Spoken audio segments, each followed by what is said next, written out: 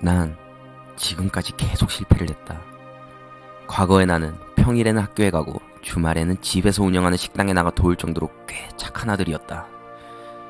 중학교 시절 난 꽤나 공부를 하는 학생이었다. 특목고 진학을 바라볼 정도였으니까 말이다.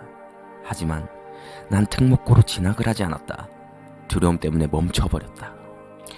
그 시절에 나는 꽤나 짓궂은 친구들에게 괴롭힘을 당했다.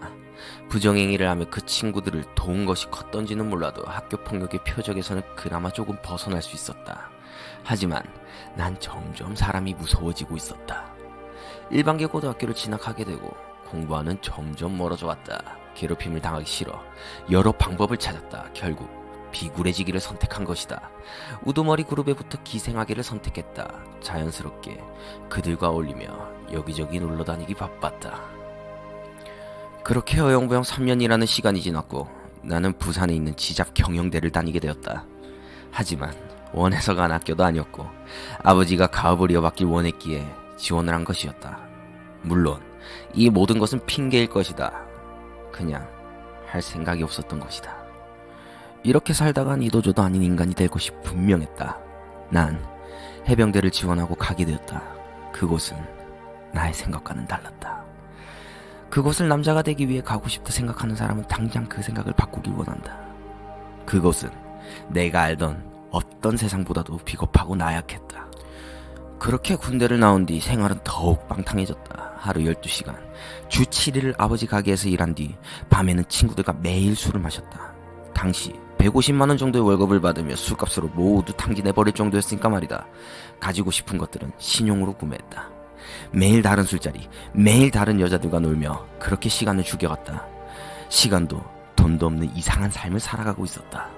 그렇게 9년이란 시간을 어영부영 보내게 되었다.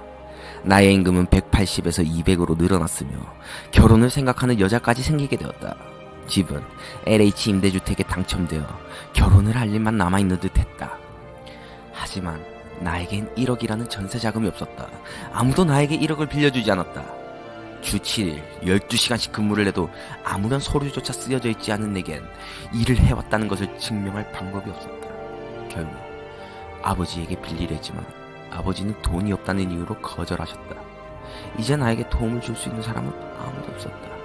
결국 높은 이자를 물고 캐피탈을 쓸 수밖에 없었다. 누구보다도 이 여자와 결혼하고 싶었고 장모님은 집을 원하셨다.